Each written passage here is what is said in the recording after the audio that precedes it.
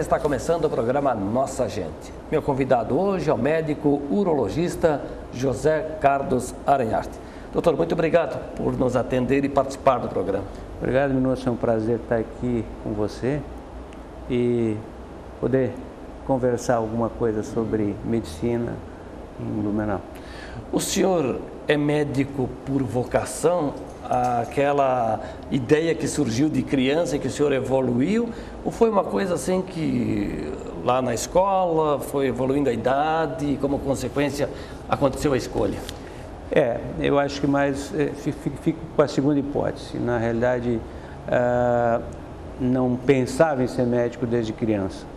A partir do antigo científico, né, que surgiu a vontade de seguir medicina.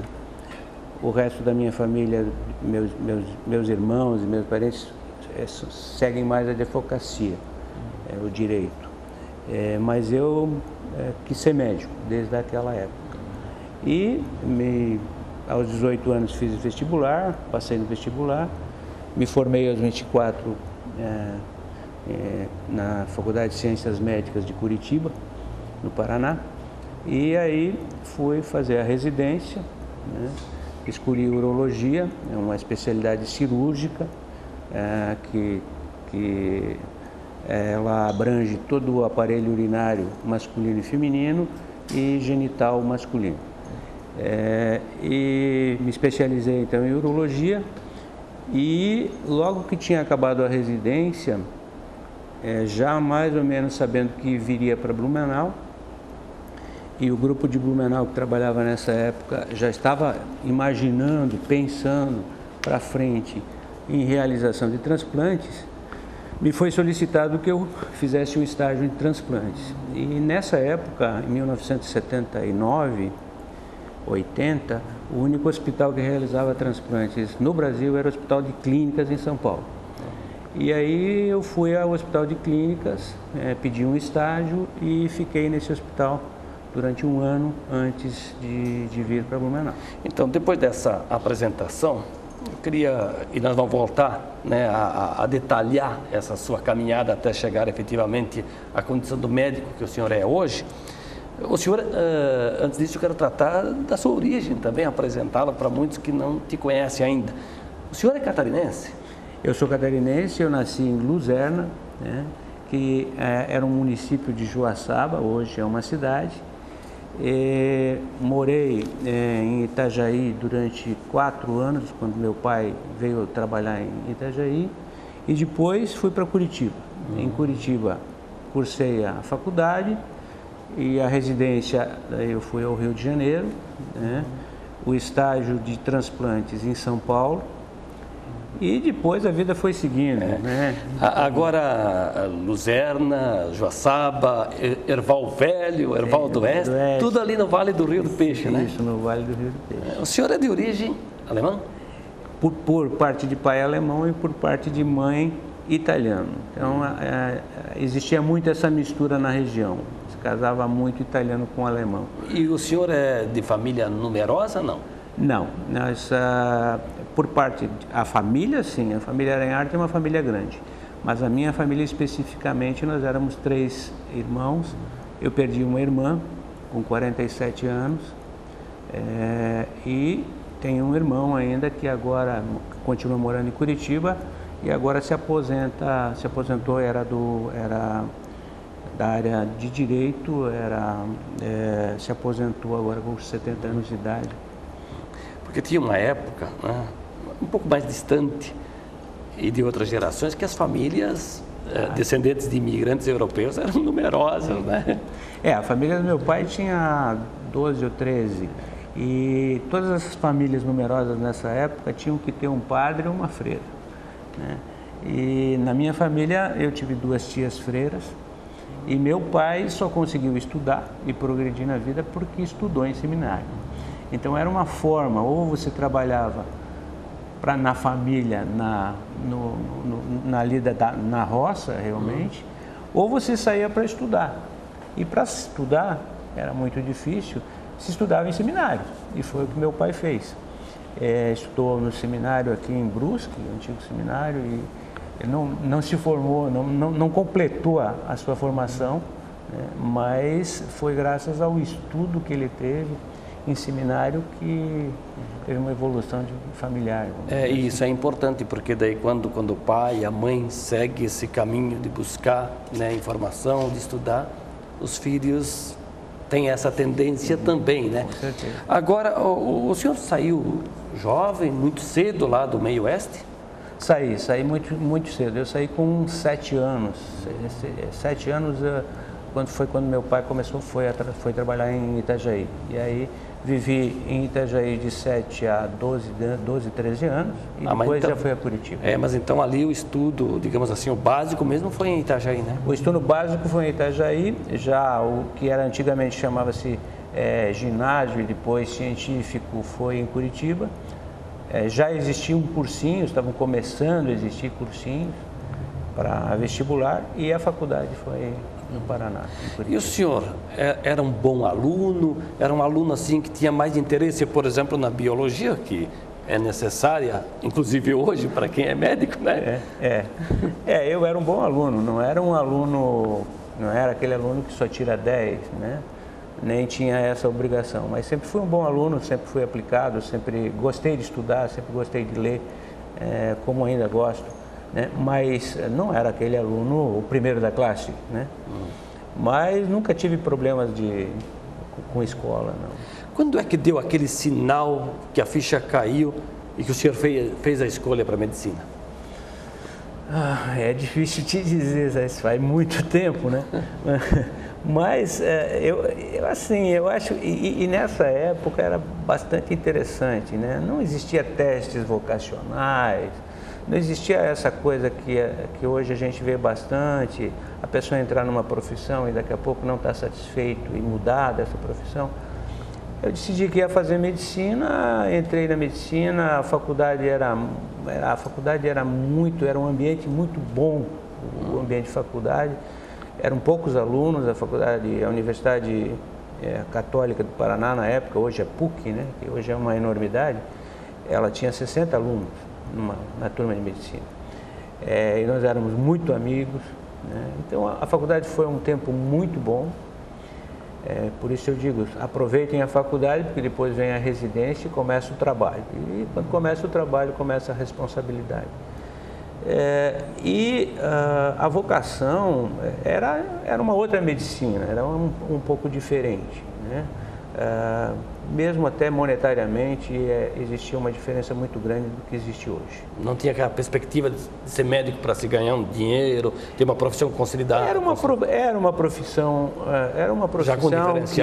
que dava uma condição social, assim, razoável, não era uma profissão, mas era uma profissão, vamos dizer assim, que era gratificante por um lado e também era muito respeitada pela sociedade, uma coisa que tem mudado nesses últimos anos. Tinha muito ainda daquele médico da família, né? Exatamente. Tinha literalmente, né? Esses médicos continuam, né? Eu acho que quem tem vocação para ser médico, ele tem que ter, a primeira coisa que ele tem que ver, na minha visão, é o paciente. E o paciente, o nome já diz, o paciente ele precisa de paciência do outro lado. E o outro lado são os médicos. Não era uma medicina que tinha tantos exames, era uma medicina que era mais de exame físico mesmo e de diagnóstico. A medicina mudou, né? E mudou para melhor, né? Nós temos um aumento de perspectiva de vida, né?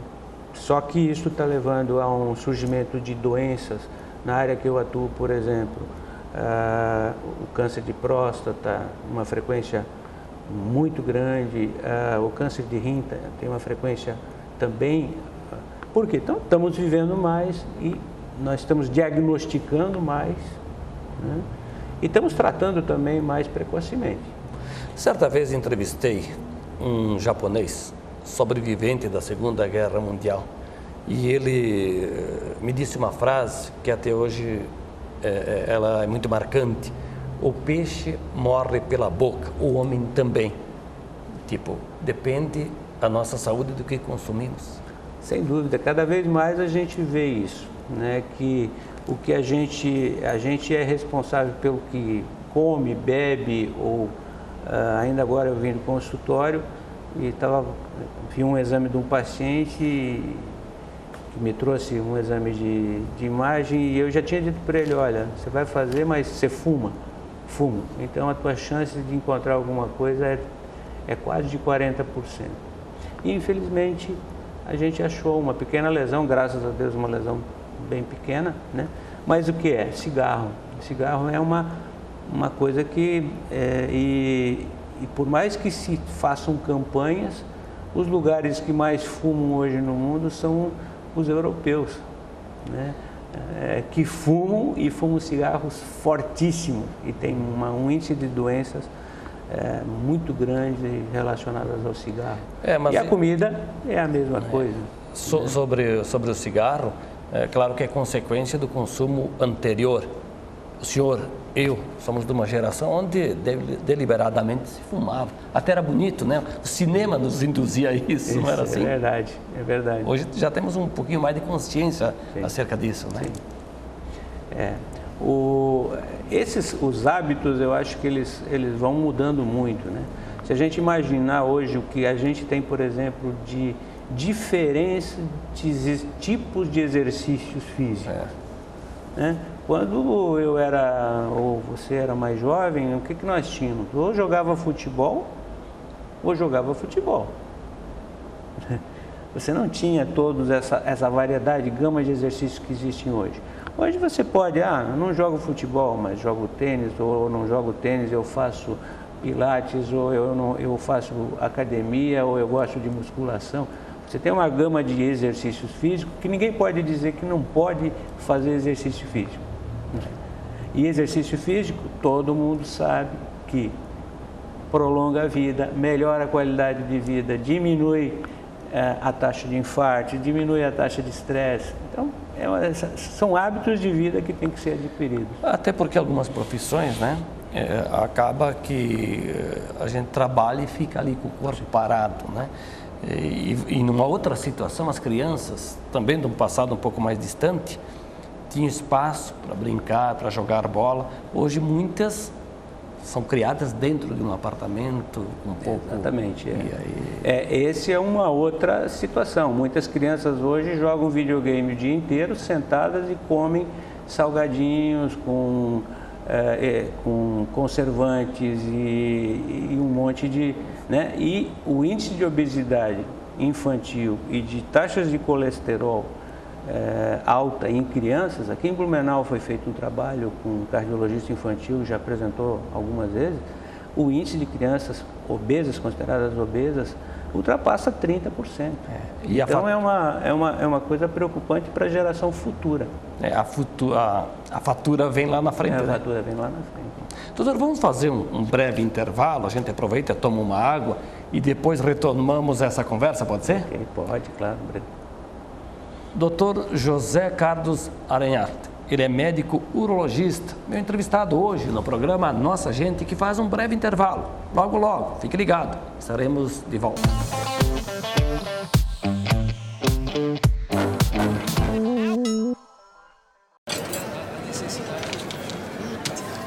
Hoje pode deixar que a conta é minha. Tá, mas você não vai dar nenhuma conferida? A Câmara de Vereadores de Blumenau tem um compromisso com a cidadania e sabe da importância de parar e conferir suas contas. No portal da Transparência, a Câmara disponibiliza informações sobre a gestão de seus recursos para a comunidade. É isso aí, você tem toda a razão. Exerça sua cidadania, fiscalize. Câmara de Vereadores, independência e transparência cada vez mais perto de você.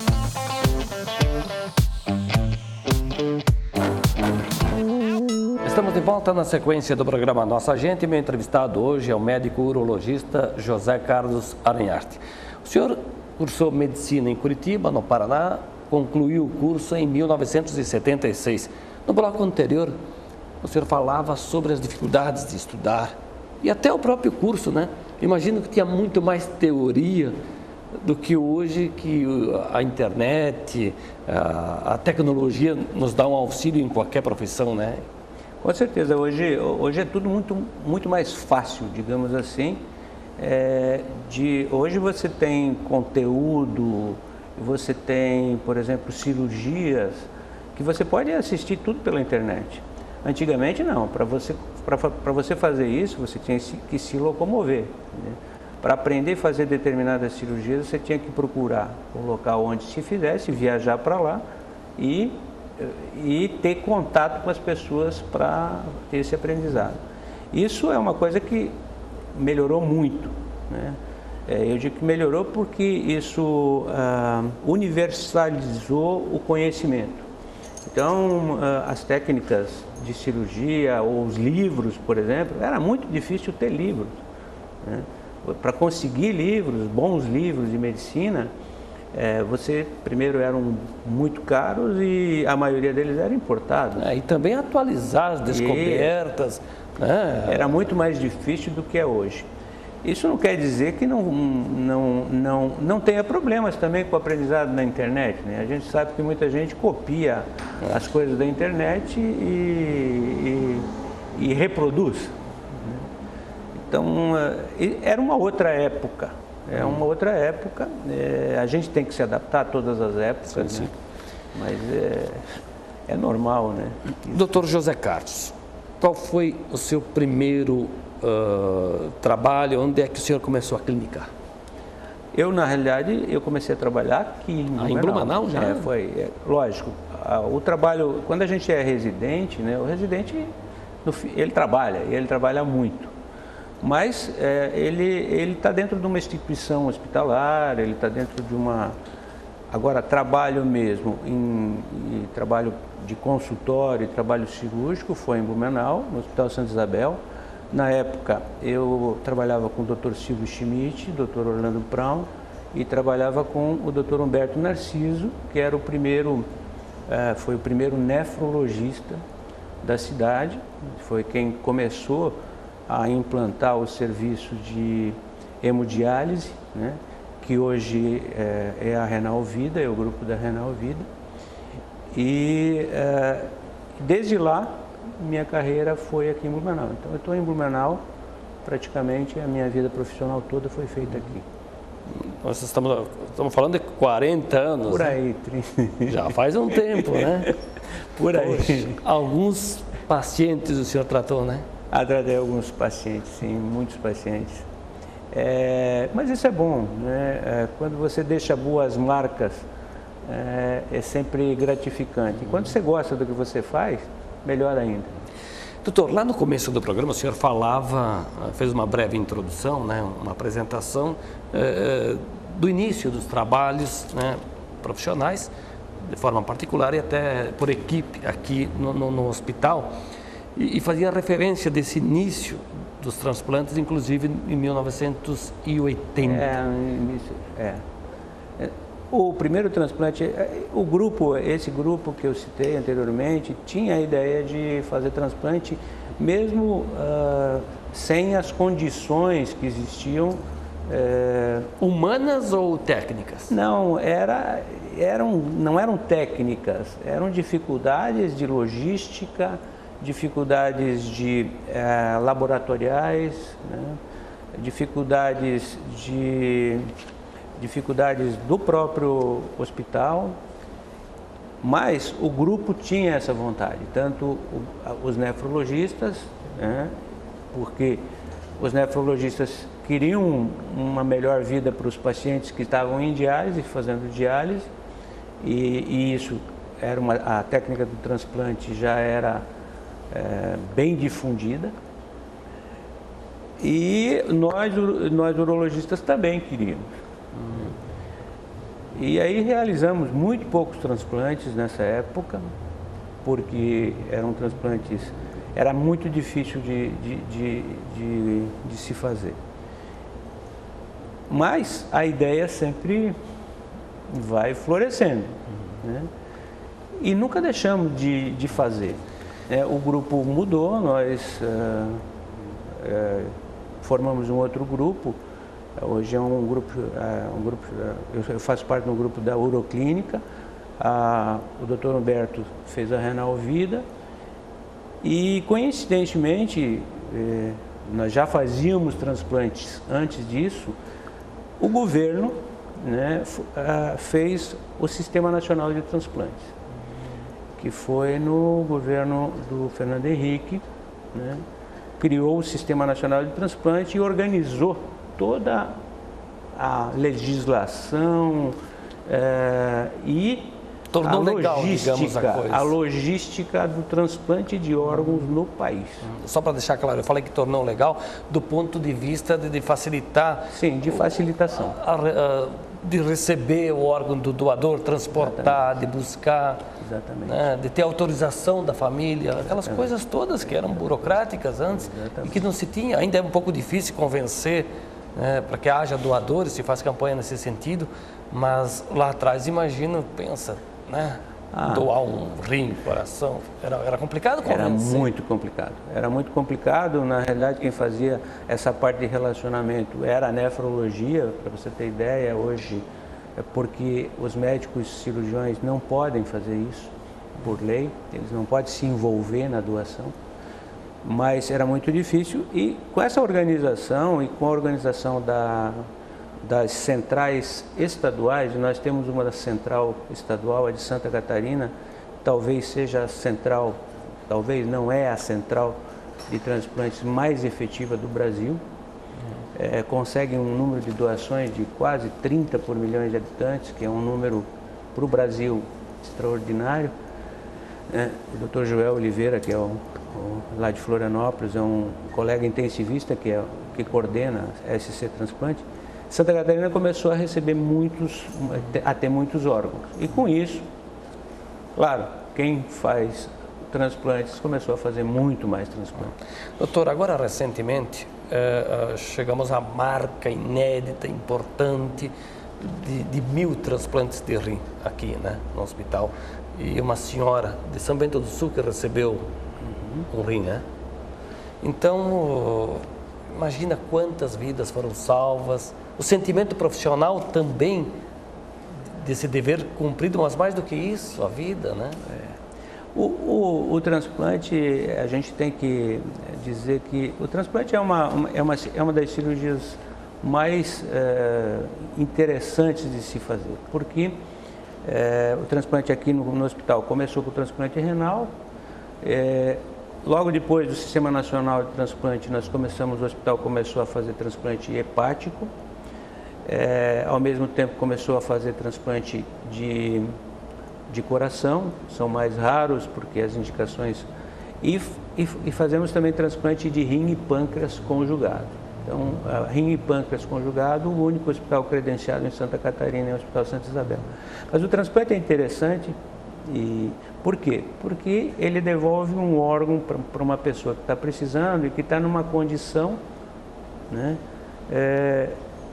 muito ruim, principalmente, por exemplo, do fígado. O fígado não tem substituição.